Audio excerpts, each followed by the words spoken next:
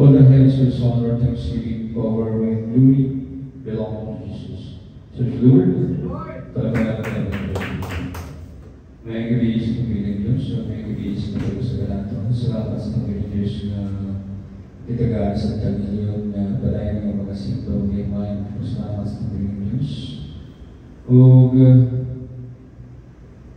ato yung sinto itong mga kasangkasang sa itong Panginoon Diyos. So, sabag-sabag mag-apat.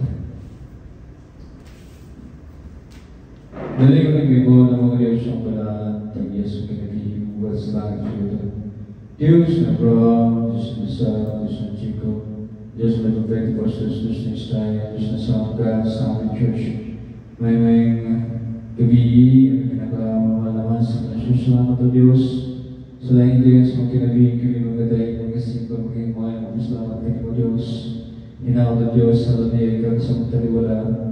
Bubuhay kami silang presensya, bubuhay kami silang bilang Espiritu Diyos, hinggat sa pagsunod, sa joyful song, solemn song, bisan pa sa Bible study at sa maghuli, bisan pa sa mga memory verse ng mga kanakan, hangtong sa closing prayers at ibahan ka. Hallelujah, Hallelujah, Inoon ng Diyos, pangapingan mo kami proteksyonan, o dasigon ligo ng Diyos, Hallelujah. O sa Diyos ko ang mababaghan ng kung sa kawin sa taliwanagan. Nananggan at iampong isarili sa mata, lamang madaman sa mga Panginoon Diyos. All the highest honor, thanksgiving, power, and glory belong to Jesus. And Jesus we pray, amen. Praise the Lord.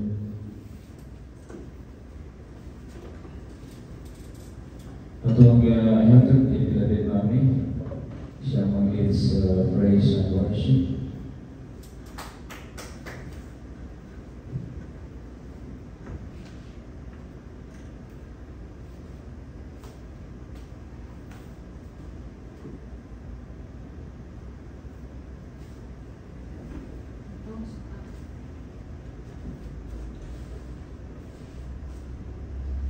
Praise God. Nag-is naman at dahil mo na akong buhi o dahil mo na Diyos sa mga cheerful songs of glorious songs. Amen. Praise the Lord.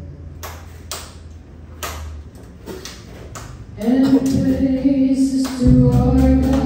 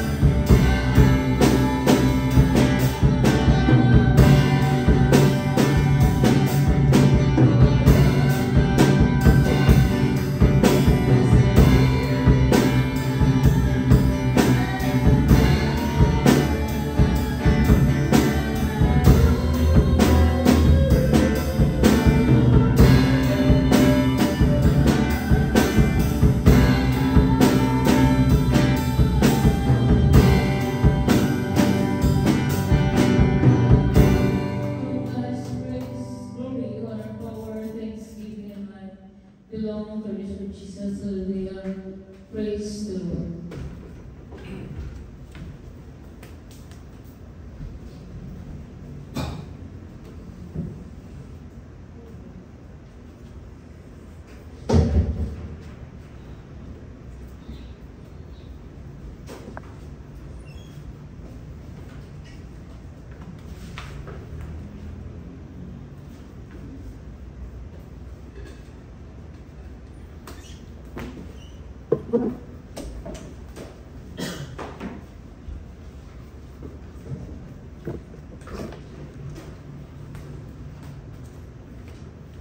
Ang kapayapaan ng kanyang pag-ibig, pagmamahal na pagkatawa, ang mga pagbabalang mula sa ating dakilang Diyos ay sa atin sa ibig ito, mga minamahal. Amen? Amen. Praise the Lord. The Lord. Pagkabalan natin ang Diyos.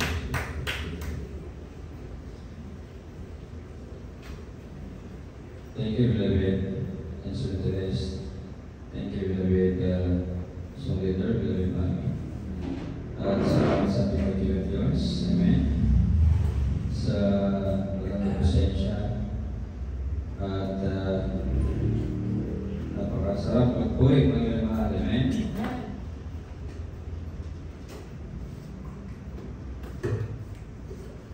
At hindi natin ating mga banal na aklat, ating mga Bible.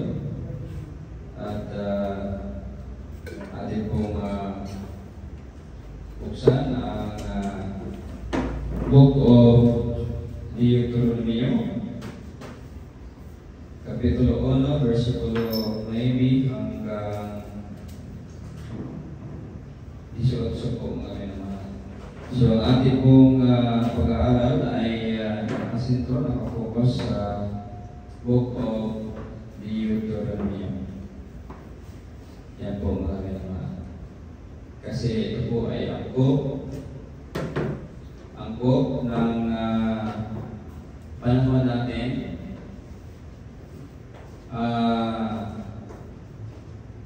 Sa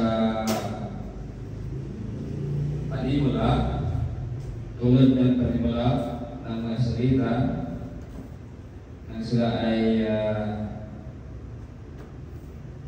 inilabas ng Diyos mula sa Egypto papunta ng Land of Promise, ang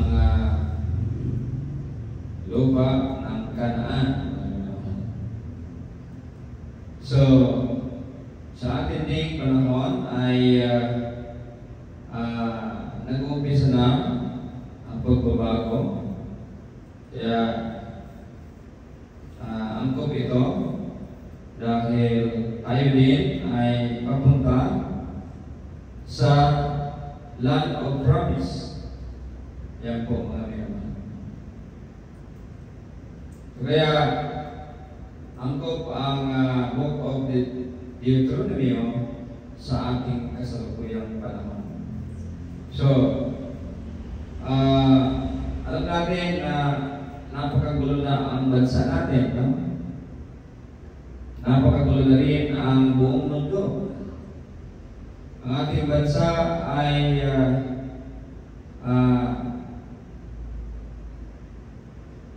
kumbaga linukubanan ng masamang espiritu, mga minamahal. Kaya matatawa ka sa social media ngayon, yung mga memes na patungkol sa mga buhaya. Yan po mga minamahal. So, wala po tayong gagawa dyan kasi may mali din talaga sa sistema natin. Yung ating election, may mali po talaga dyan. Kasi kapag tanggalin natin yung campaign,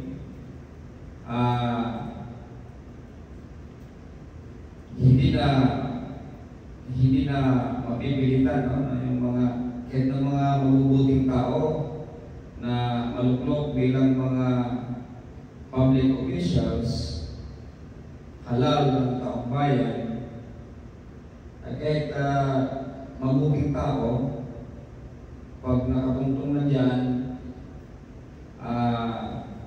talagang mabibighanin, no? Kasi nandiyan na yan eh. Nandiyan na yung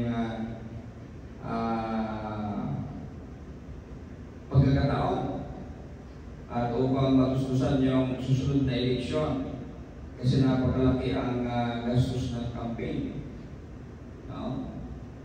So kaya siguro may action siguro ang corruption kung tatanggalin yung campaign, no? Para ilalagay na lang, total meron na mga social media, ilalathala na lang, no? Tapos wala nang campaign period, wala nang kumbaga hindi na maglilibot sa social media na lang at pipili na lang doon yung mga madadali mo naman ang mga tao eh. Hindi na kailangan kakamayan mo, hindi na kailangan pupuntahan mo, hindi na kailangan. Kasi yan po ang dahilan, no? Kasi hindi ka natutulungan. Pag halimbawa, naupo ka at pabayaan mo sila, tumulong sa iyo, hindi ka natutulungan sa sunod. Kaya yun yung dahilan. Kahit na Maginoo, nung kumandidato, pagka nakaupo na, naging bastos na. No? Maginoo, di ba, may kantang ganyan. Kasi nga, walang ikatos di ba, walang paano ka nanalo sa sunod na eleksyon kung yung mga supporters mo, di ba, magkano naman yung sakot. No? So kaya yung mga nag-rally, wala din eh. Wala din minsan ako noon, sumama sa mga ganyan. Nung bata pa ako, dahil sa Maynila. No? Kumbaga, hindi naman ako isang miyembro ng kung anong organisasyon. Kumbaga, nakisaw-saw lang, no?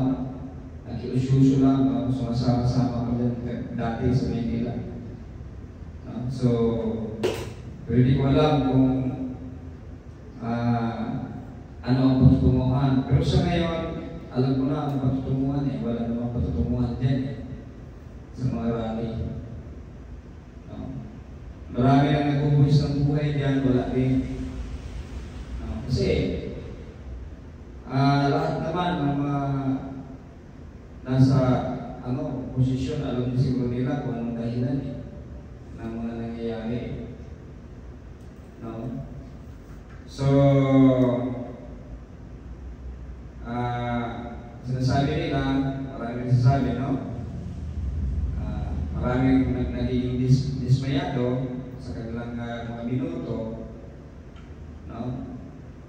At sinasabi nila, no, pagpanahon ng kampanya, sila ay nandyan, pero pagka panahon na nakaupo na sila, wala na sila. No? Ganyan. So, sa dami na naman ng tao, hindi naman talaga nila ma-accommodate. Maliban na siguro kapag pupunta ka sa office nila. So, ganyan po mga naman. Yan ay mga mabubuting tao naman yan. Sila, hindi naman yan masasama. Depende lang po yan sa tao na umuhusga, no? Sa kanila. No? So, kaya ngayon, ako nagulat sa mga nadawit na mga malataas na opisyal, no? Mga senador, nagulat ako kasi parang ngayon lang nangyari yan sa buong history ng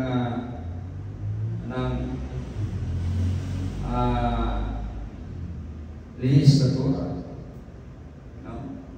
Ngayon lang po na, parang sa akin, no, matanda na rin ako, ngayon lang nangyari yan. Na halos lahat ng mga senador ngayon ay medyo papunta doon sa maliban lang sa mga bago tulad ni at saka mga bago pero talagang mga tapat sa pupuli, no? Hindi naman lahat, no? Hindi naman lahat. Kaya nga bibilid ka sa mga public official na nakukuntinto. Pero sa katagalan yan, baka kumbaga sasayaw din kasi wala nang pagtustos ng nadami yung network mo, diba? Nadami yung mga tao na susuporta sa'yo, so lalaki din yung obligasyon mo. So kapag parang lang kasi yan sa pamilya. Halimbawa, kapag yung bahay mo ay napakaliit, ang babayaran mong kuryente ay maliit din. Ibig sabihin, kapag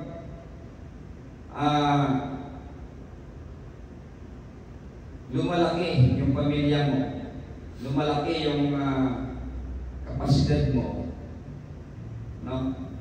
Ibig sabihin, umaangat ka sa buhay, umaangat din yung mga pangangailangan. Yan po mga ganun yan, ganun lang talaga yan, no?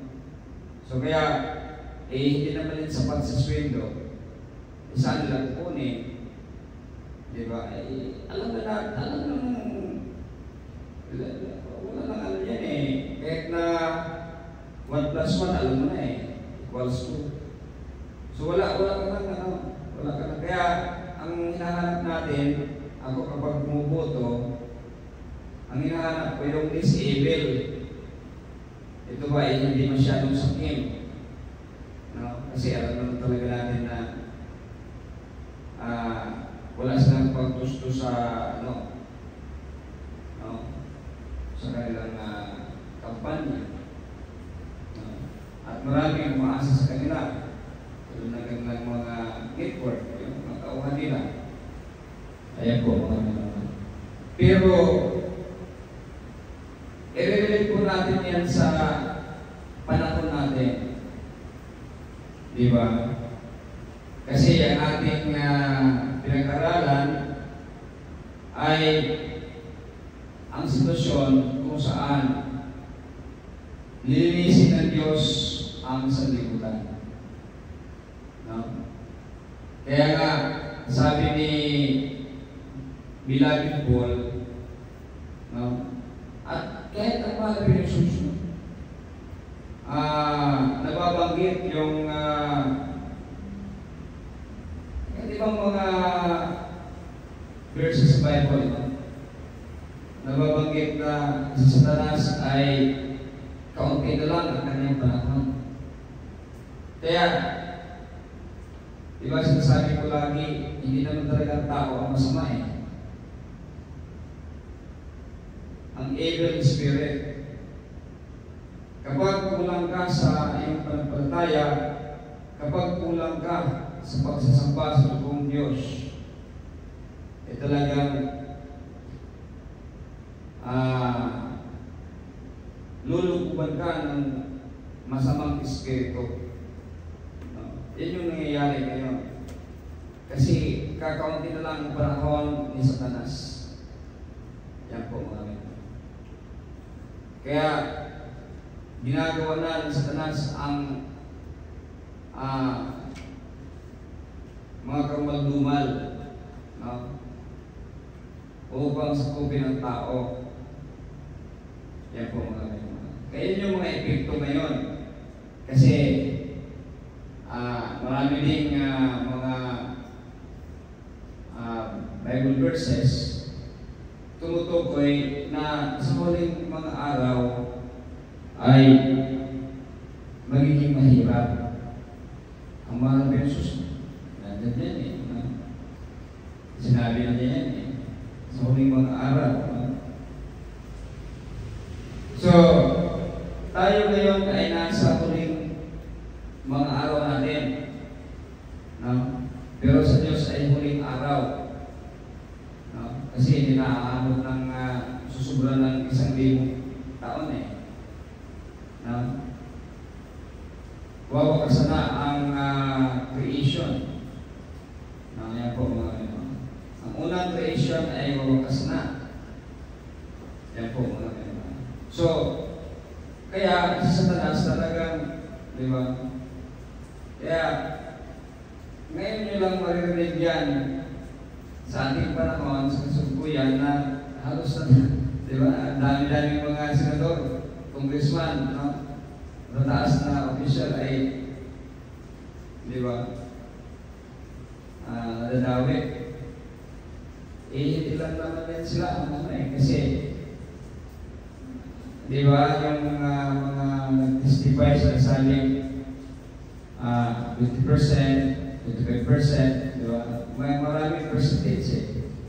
Saan pupunta ang ganito, saan pupunta ang ganito. Kumbaga, hindi lang ang mga senador ang involved dyan. Di ba? Kaya po mga so, kasi nga, ulitin natin, mahal Diyos nagsasabi, iba't ibang mga Bible verses nagsasabi, konti na lang ang panahon ni Satanas. Kaya gagawa siya talaga siya kung anong kaya niyang gawin upang nilangin ang tao, lulukuban ang tao, upang gumawa ng kasamaan. Kaya, naririnig ninyo ngayon, no? Parang ngayon lang siguro yan nangyari. Sa buong nang natatag ang gobyerno na ganyan karami yung, di ba? Yan po mga may kaya tama talaga ang Bible. Tama talaga ang Bible. Kung sinasabi natin, ang tao ay mabuti talaga yan. Mismo ang Diyos nagsabi niya. Pero kaya pag kulang ka sa pananampalataya, kulang ka sa iyong pagsasamba sa buong Diyos, ay talagang lulukuban ka ni Satanas. Yan yung nangyayari. Yan po mga kapatid. So, yan po ay mga signs o senyales sa paparating na araw ng Diyos. No? Yan po mga kapatid. Yung araw kung saan makikita natin ang pagbabalik ng mahal na Jesus. No? So, sabi ng mga pitching mga naral, mga pitching mga propeta, no? Meron akong nakitang isang pastor na nagsasabi 100%, 1,000% babalik ang mahal ng Jesus sa September 23. Ano na ngayon? 26. May mukha pa ba sila ipapakita sa kanilang mga miyembro? O talagang ano kaya ang sitwasyon nila, no? Wala namang rapture. Kasi pinapasinumali na natin yung rapture talaga eh. Wala naman talaga rapture. Wala din yung ibang planeta. Tinatawag nilang bagong langit at bagong lupa. Kasi na naintindihan niya. No? Wala pa akong mga aral na naririnig na nakakaintindi sa Bible. No? Tumanda na ako ngayon, wala pa akong mga aral na nakakaintindi na naintindihan ang Biblia. Ang salita natin kay Diyos. No? Kasi bakit ka naman sasamba ng Kristo? Wala naman sa Bible eh. No? Wala sa Biblia ang Kristo. Kaya lahat ng sumasamba ng Kristo, lahat ng mga aral na naririnig ko ay sumasamba ng Kristo. Wala pa akong mga aral na narinig na hindi sumasamba ng Kristo. Kaya sasabi ko, walang isang mga aral na kaintindi sa Bible na narinig ko. Sa buong mundo, sa buong mundo. Including negro, negro eh. Yung mga negro nga, yung mga palpakins ngayon eh. Sa kanilang sinasabi, rapture, September 23. Palpakins. Palpakins. Ano bang itatawag mo sa kanila? Mga sinungaling, hindi mga ngaral galing sa Diyos. No? Yan po. Kaawa-awa yung kanilang mga miyembro.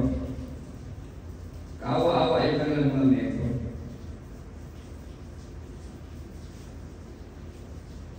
Saan sila dadalhin ng mga ngaral na yan?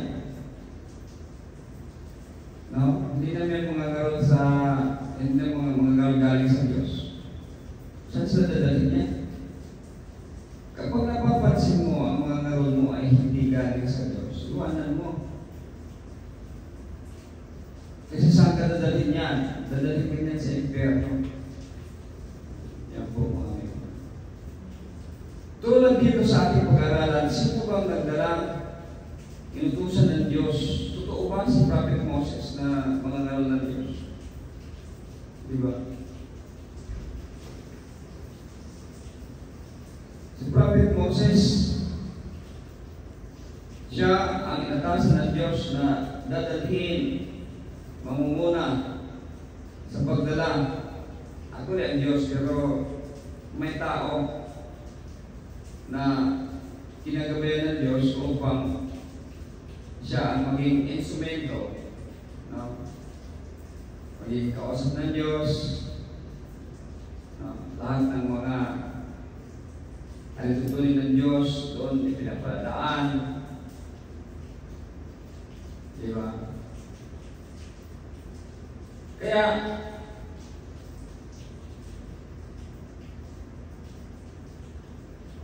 swerte yung mga salita.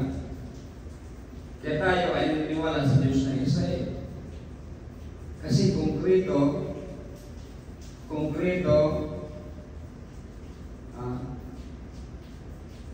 o kompleto recados ang mga mababasa mo tungkol sa Diyos na isa eh. Walang ibang Diyos. Walang ibang Diyos tulad ng Diyos ng Israel. Yan po mga pinanong.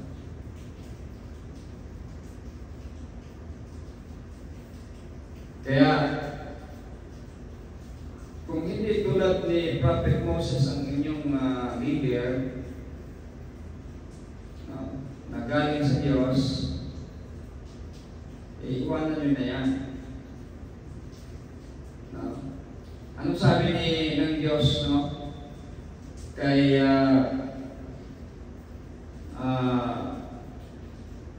Miriam at kay Aaron, nung sila ay nagalit kay Prophet Moses nung binigyan sakit si Miriam. Di ba? Kapag ang propeta, no? Di ba? Ang propeta ng Diyos, ang mga sinasabi ng Diyos, pinapasabi ng Diyos ay sa pamagitan ng pangitain at panaginip. Diba? Pero iba yung kay Prophet Moses, kasi si Prophet Moses harap-harapan at nagpag-usap ang Diyos sa kanya. So dyan, malalaman natin na ang propeta na totoo talagang totoo yung mga sinasabi ng Diyos pamagitan ng panaginip at pangitain. Kasi yung Diyos nasabi niya yung mga ordinaryong propeta. So kaya kung halimbawa totoong propeta sila, yung nagsasabi na September 23, nangyari na sana yung sinasabi nilang rapture. Di ba? 26 na ngayon, wala rin. No? Uulit-ulitin nila yan. Ang panluloko sa kapwa nila, uulit-ulitin nila yan. Hanggang sa magagalit ang Diyos sa kanila at sila ay kukuhaan ng buhay. Yan po mga naman. Ang Diyos kasi ay hindi madaling magalit Pero kapag nagalit na ang Diyos, ay wala ka na magagawa. Yan po mga naman. So tulad ng panahon ko, no? Nagalit ang Diyos sa akin. Buti, binigyan pa ako ng pagkakataon. Yan po mga naman. So, gano'n lang po kasimple yan. Marami kang mababasa na kapag hindi nangyayari ang sinasabi ng nagpapakilalang propeta, yan ay palatandaan na hindi yan inutusan ng Diyos. Nagsasabi lang yan sa kanyang sarili. Hindi galing sa Diyos ang mensahe. So, ayan po mga minamahal at patunay. 26 na po tayo ngayon. Sinasabi natin, hindi tayo naniniwala dyan dahil magiging sinungaling ang Diyos. Ayan po mga minamahal. So, yan lahat ng mga nangyayari at iba pang mga nangyayari sa mundong ibabaw ngayon, yan ay palatandaan ng pagbabalik ng Panginoon Jesus. Yan po mga kapatid. At yan din ang palatandaan ng paglilinis, pagbabago, pagluluma. Ipapaluma ng Diyos ang creation na ito at mag-create ng panibago. Yan po muna namin. So, kaya ang group ito, umpisa natin, verse 9. Humirang si Moses ng mga pinuno sa bawat lahi. Yan po ang title. Verse 9, ng panahong iyon, sinabi ko sa inyo, hindi ko kayo kayang pamunuan ng mag-isa. Pinarali kayo ng Panginoon na inyong Diyos.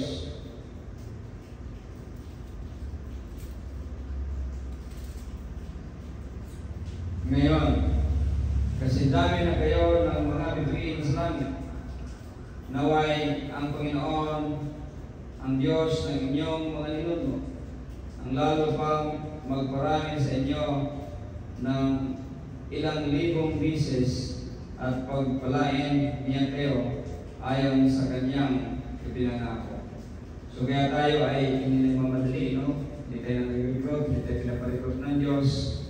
Dahil tayo, kung paparecord din tayo, hindi. Yan po mga may naman. So alam naman natin kung halimbawa gugustuhin ng Diyos na dadami tayo sa pamagitan ng mga record. Kasi kahit hindi mo nakalabitin, no? Kahit ipigan mo lang, sasama sa iyo eh. At magsasamba kasama mo. Kasi may kapangyarihan ng Diyos, hindi naman basta-basta ang Diyos. Pero kapag kahit pag kinalamit mo, isang buong magdamag kang nagsasalita sa Kanya, nakalurat pa rin ang mata at hindi ka naiintindihan, ibig sabihin, hindi naayon sa pamaraanan ng Diyos. No? Yan po ang aming naman. Kapag pilitin mo yan, magiging basura lang yan. No? Mas mabuti pa huwag mong pakialaman kasi baka maging mabuti pa siya dyan sa kanyang ginaaniman. No? Yan po mga naman. Kaysa makasama mo magsamba na hindi naman niya naiintindihan kasi hindi pinaintindihan ng Diyos. Yan po mga naman. So, kaya tayo, tulad ng Israel, dadami tayo. Kasi itong tribe na ito ay dadami din. Kasi, siyempre pagpapalain ng Diyos. Manganak, magkaanak, mag-asawa, magkaanak, hanggang sa dumami. Kasi, halimbawa sa ngayon, ako lang mag-isa ang, di ba, paano ko naman, halimbawa, biglang dadami, paano ko naman, di ba, buti kung mga kamag-anak yan. Kasi, number one, hindi mo na kailangang paamuhin yan kasi mayroon kayong blood relationship. May galang na talaga sa iyo. Pero sa ibang tao, kailangan maging sambali ka, ginagalang. Di ba? Tandaan nyo rito. Kahit pa mga kamag-anak sila, paano sila pumili ng magiging mga hukong, mga leader, dito matatanda, madadaanan natin, malalaman natin kung paano. Kaya sa aking katayuan ngayon, hindi pwede na, kasi hindi naman ako ginagalang ng mga tao eh. Wala naman akong moral ascendancy. No? Magkaroon ka lang ng moral ascendancy kapag ikaw ay mamamatay tao dito sa ating sa lipunan. Matatakot ang tao sa iyo, susunod talaga sila. Or ikaw ang nagsusupply sa kanila ng pagkain, umaasa sila sa iyo. Kaya susunod sila sa iyo. Dalawa lang po. No? Yan lang po, no? Ang sa material.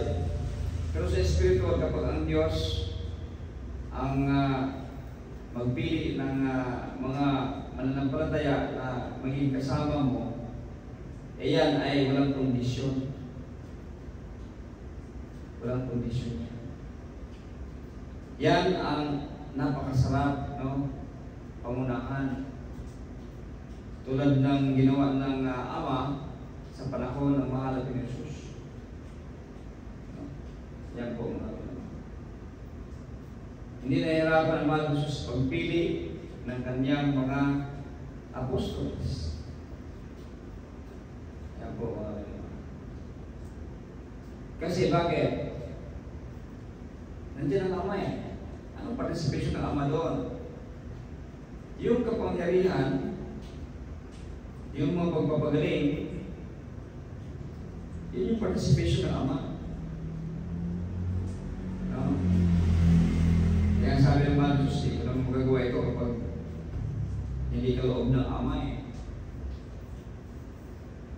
Halimbawa tayo ngayon, pagkalooban tayo ng Ama, ng kapangyarihang instant magpagaling, bubuhay ng patay, may hirapan ka pa bang magkumbinsi? Marami pupunta sa iyo at aanim sa iyo. Yan yung sinasabi natin. Na hindi pa tayo binigyan ng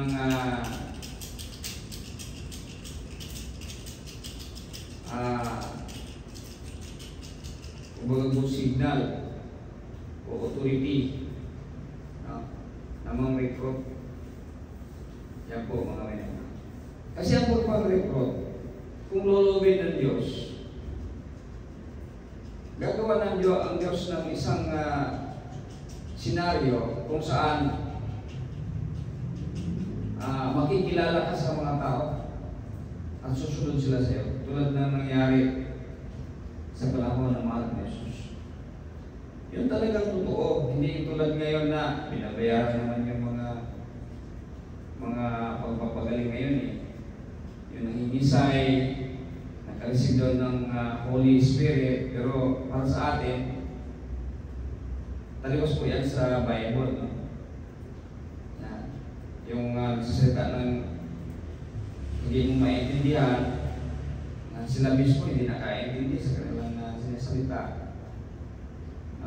Gugulong-gulong, yan ay mga demon poses. Bakit? Kasi nagpupunyari-punyarian lang yan sila eh. Kinokontrol nila yung sarili nila, manipulate nila yung sarili nila, kaya sino ba nagmamanipulate sa kanila? Ultimately, ang masamang espiritu ang nag-manipulate sa kanila. Kasi hindi naman tutuloy yung mga ginagawa nila. Yan po mga minamahal. So, tandaan natin po yan mga minamahal. No? Ang pagpaparami ay nasa sa Diyos, hindi sa atin.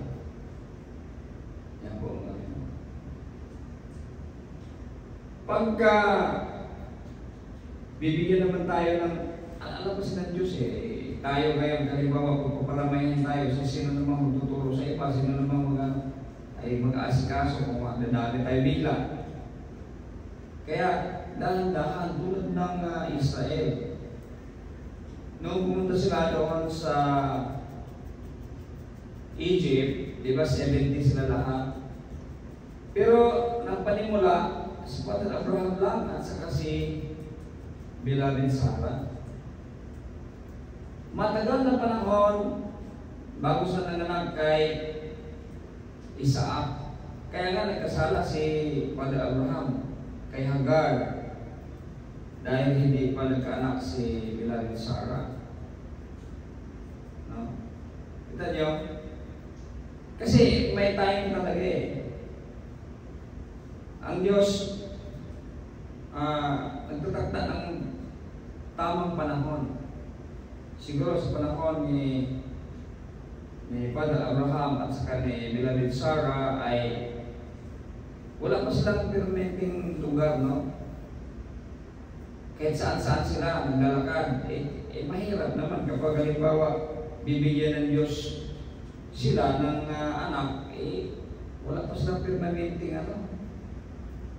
Di ba? Wala pa silang permanenteng tahanan. Kaya saan-saan sila pumupunta. Pero sa tamang time, sa tamang panahon, nung sila ay naka-establish na sa kanilang buhay, sa nagpapinigyan ng anak, si Isaac. Tingnan nyo ang Diyos kapag ang Diyos ang kumikilos. Mayroong tamang panahon. Kaya nga, hindi tayo magmamadali. Kaya pa sa ating mga pangarap, hindi tayo magmamadali kasi mayroong tamang panahon na itinakda ng Diyos para sa iyo. Yan po mga minun. So, dadami tayo, dadami ang pinuno dito, tutulong sa mga siwa ayon sa kalooban ng Diyos. Yan po mga minun. Verse 12. Pero paano ko ayusin mag-isa ang inyong mga away at problema? Kita nyo? Kapag, di ba sabi ko kanina, dumadami din yung problema, di ba? Pag lumalaki, dumadami yung problema. Dumadami yung mga pangangailangan. Di ba, yung mga senador, mga congressman, pag lumalaki yung network nila, lumalaki rin yung pangangailangan ng pera. Kaya talagang nandiyan na yan. Abot kamay mo na. Susundalin talaga yan. Kasi mali yung ating sistema ng eleksyon. Yan po mga minun. Pero kung walang campaign period, walang campaigning, hindi nagka-campaign, lahat ng mga pangalan, picture, ilagay lang dyan, social media, mayroong apps. Halimbawa, Comelec, doon lang pipili ng mga titingnan yung kung ano yung mga nakasulat na mga qualification. No? Walang campaign. No?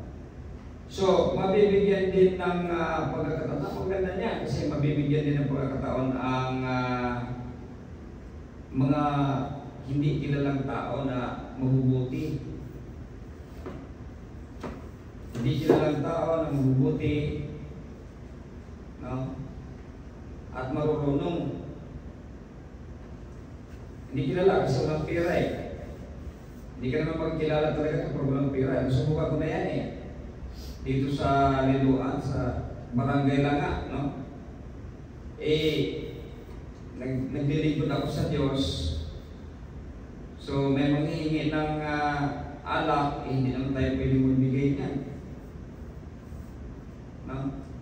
Hindi tayo pwede magbigay ng pera para ibili ng alak. Siguro pag pagkain, pwede.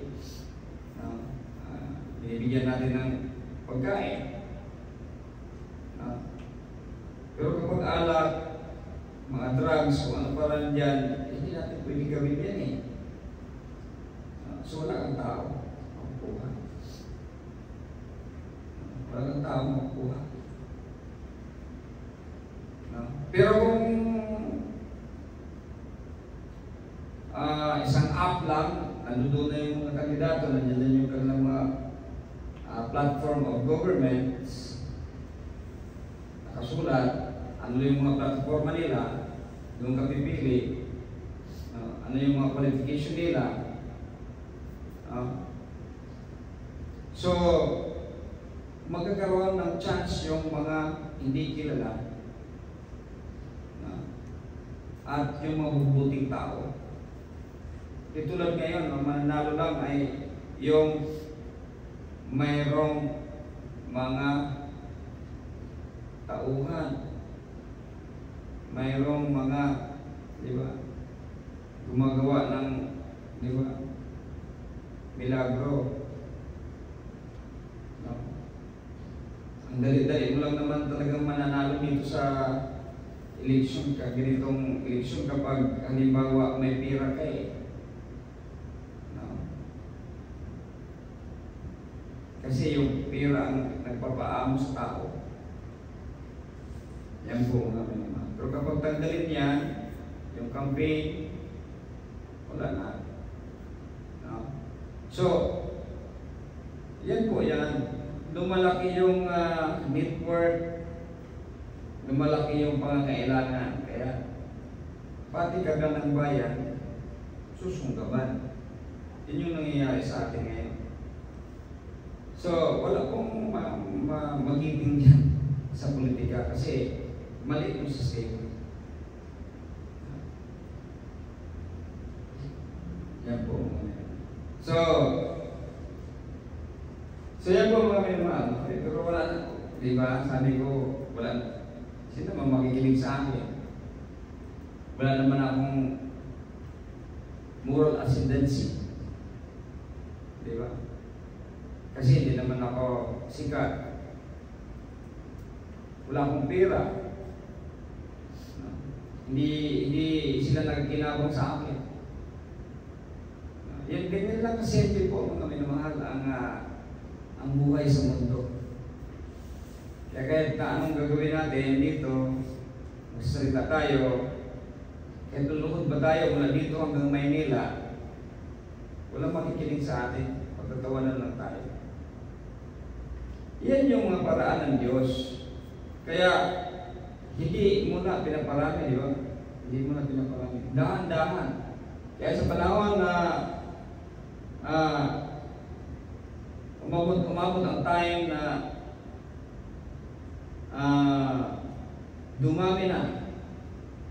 Sabi ni Beloved Moses, hindi ko naman kaya na mag-isa na ayusin ang mga away at problema ninyo. Yan po mga minamahal. So ganyan talaga. Yan talaga kasi ang normal na mangyayari. Kaya kapag ang pamilyang ito ay padadamihin na ng Diyos, magbibigay din siya ng mga mapagkatiwalaan o pang mamuno. Tulad dito sa Israel. Sabi ni Prophet Moses. Kaya pumili kayo sa bawat lahi ninyo ng mga taong marunong, maunawain, at iginagalang. Ito pala yung katangian ng mga leader dapat, no? Marunong,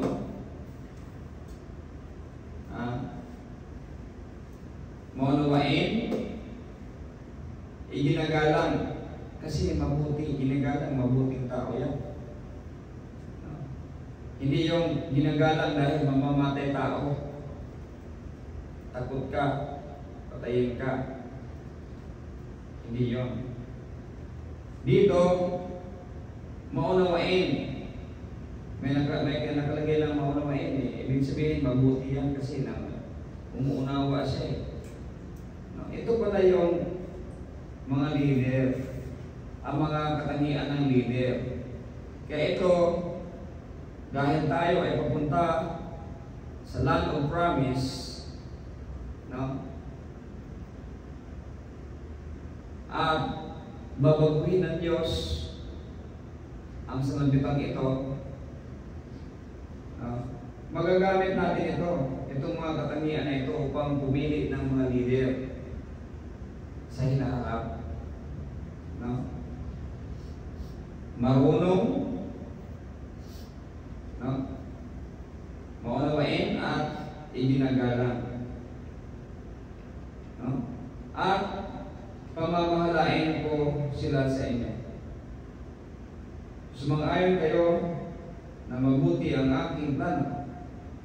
Kaya pinamahala ko sa inyo bilang mga hukom at mga opisyal ang mga taong marunong at iginagalang na mula sa inyong lahi.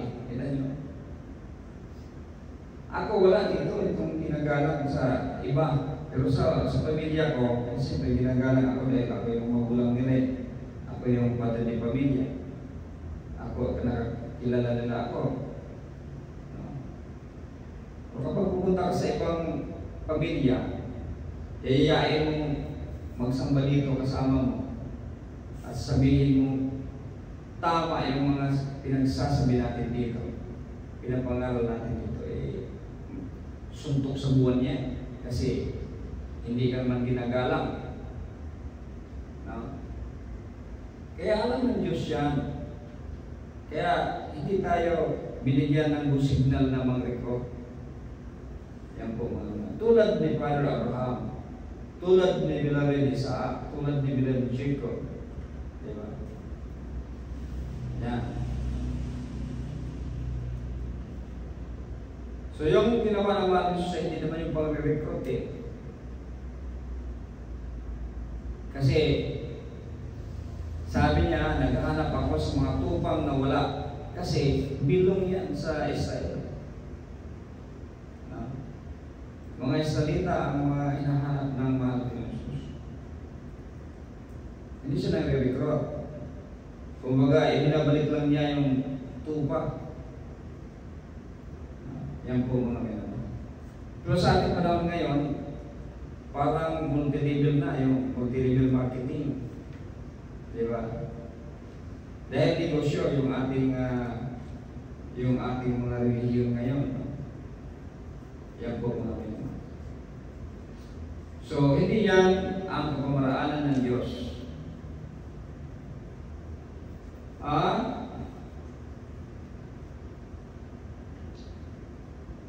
Ang iba'y responsable sa 1,000 tao. Ang iba'y sa 100. Ang iba'y sa 50. At ang iba'y sa 10. Nagbilang tayo dito sa 10. Kasi ilan lang tayo eh. No? Pinapamahala tayo ng Diyos. No? Kaya sabi ko, hindi kailangan marami kang membro upang maging lingkod ng Diyos, upang sugo ng Diyos. Kasi dito marami na nga yung isalita.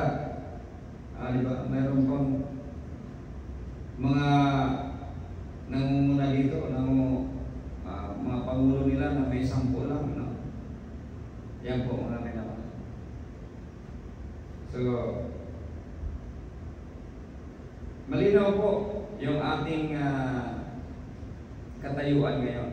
Yan po mga naman. Nang panahong iyon, inuutos ko sa inyong mga hukong, ayusin ninyo ang kaso ng mga tao at humatol ng makatarungan, hindi lang sa mga salita, kundi pati na rin sa mga dayuhang naninirahan kasama ninyo. So ito, angkop na angkop sa atin kasi papunta tayo sa land of promise. Kaya kailangan itong mga wisdom na ito. No? Yan po mga minumah. Papalitan ang luma, babaguhin, magkaroon ng pagbabago ayon sa pasya na ating dakilang Diyos. So kaya magagamit natin ito. No?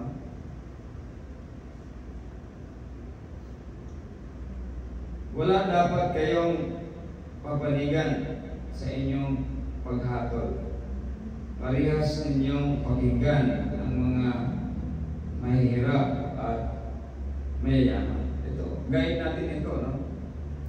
Kapag tayo na ay papunta na ng land of promise, huwag kayong matatakot kahit kanino dahil galing sa Diyos ang mga desisyong ginagawa ninyo.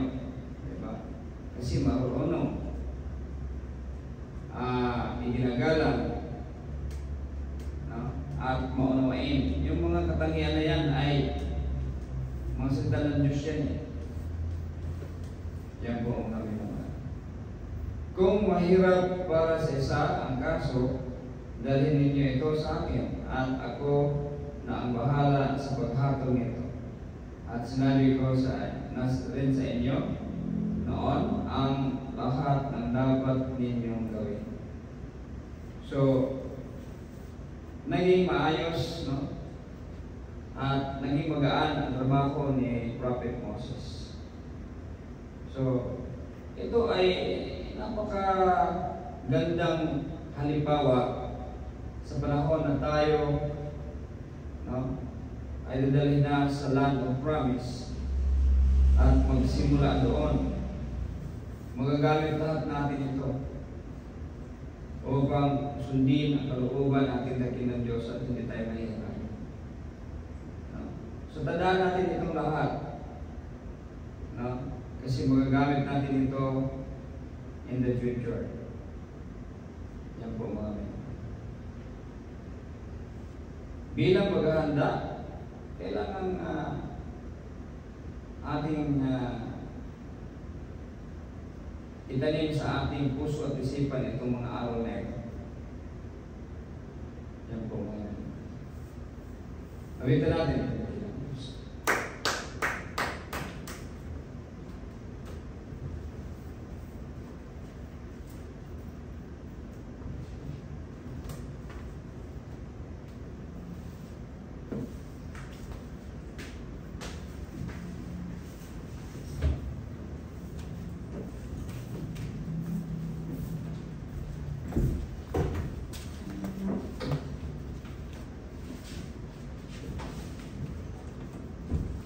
You deserve the glory and the honor.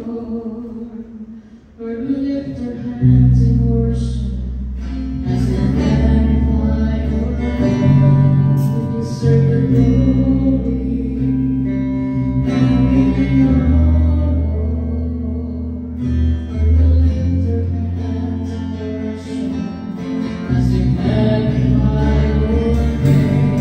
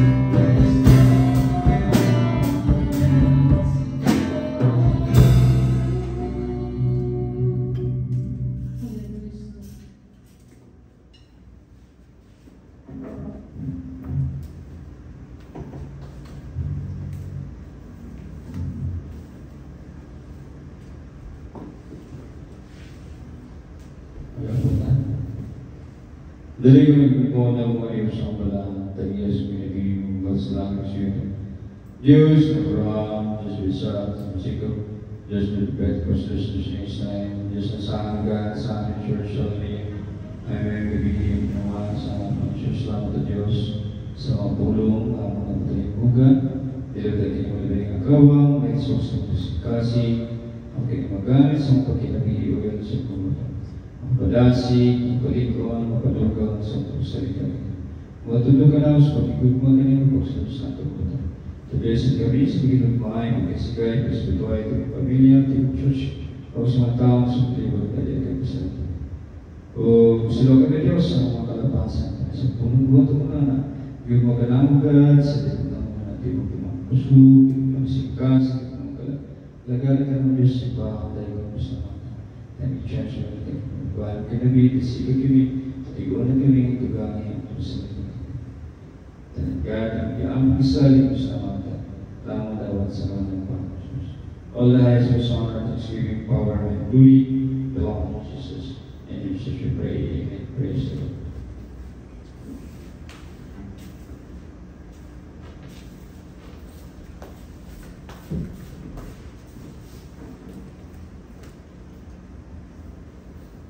Salamat sa mga Diyos, o dalawa tayo sa pag-hatag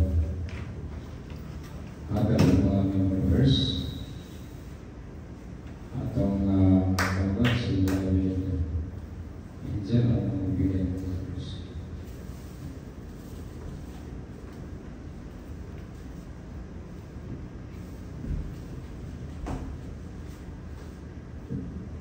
Proverbs chapter 3, verses 5 to 6. Trust in the Lord with all your heart and lean on your own understanding. In all your ways acknowledge Him, and He will make your paths straight.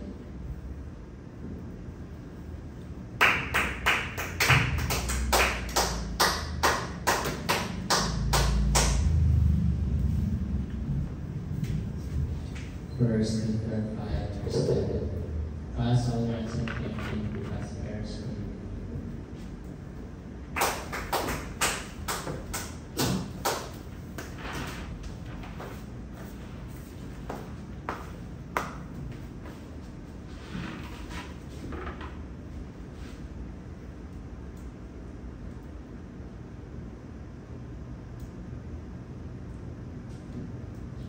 Second Peter chapter 3, verse 9.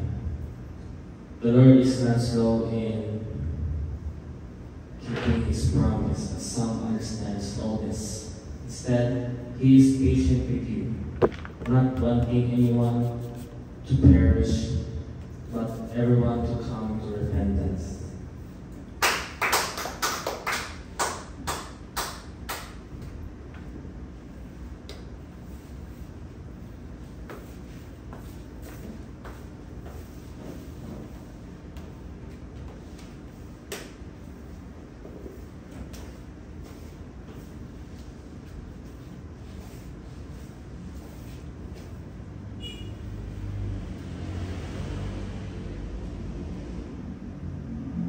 Proverbs chapter 22, 6. Train up a child in the way he should go, so that when he gets old, he will not depart from it. Amen. Praise the Lord.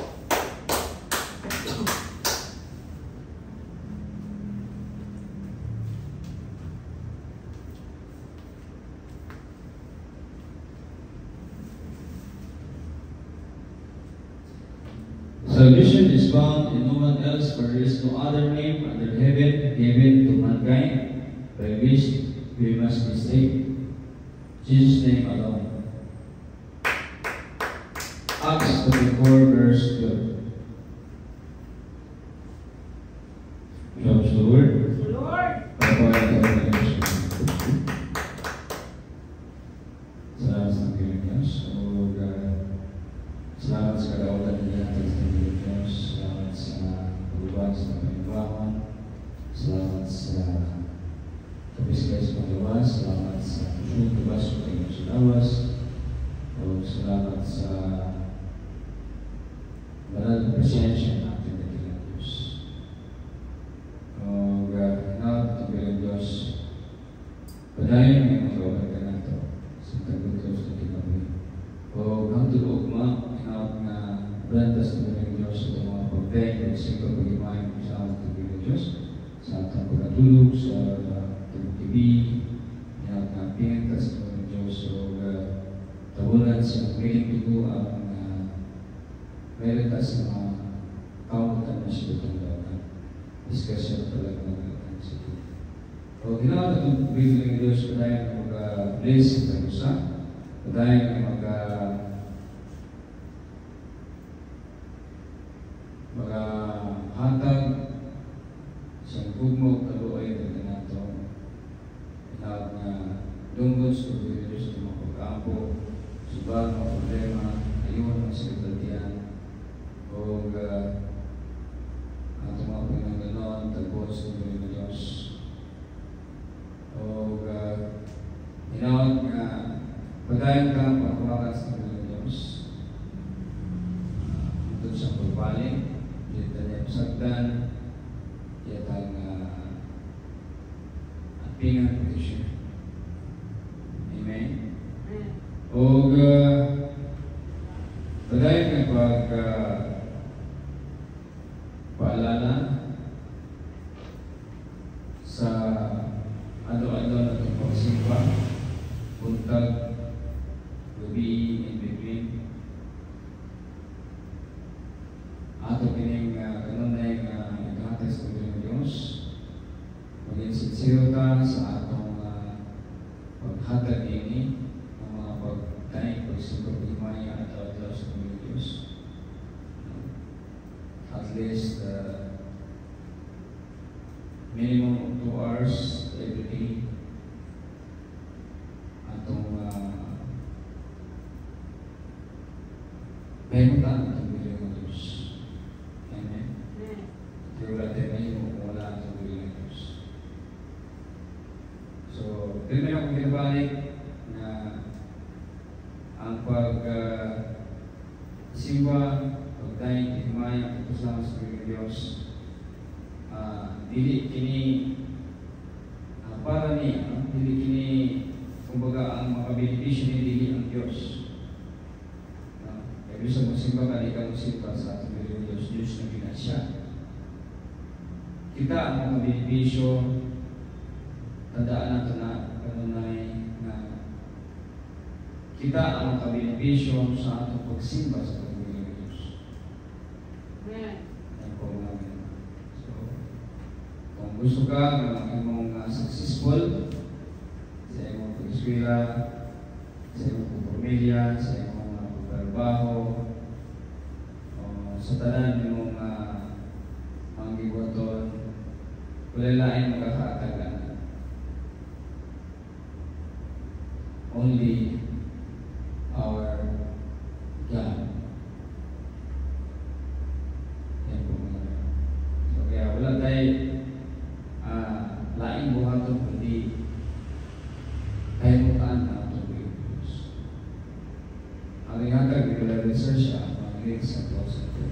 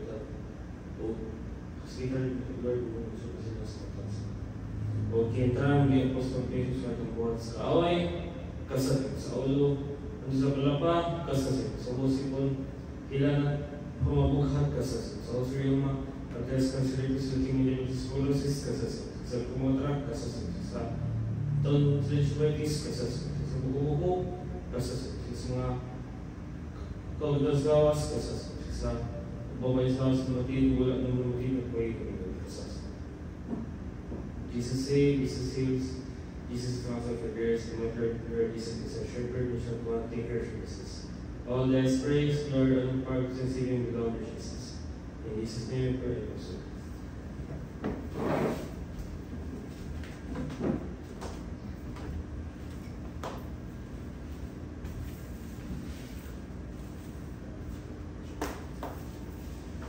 10 times ang siyang pag-iusap.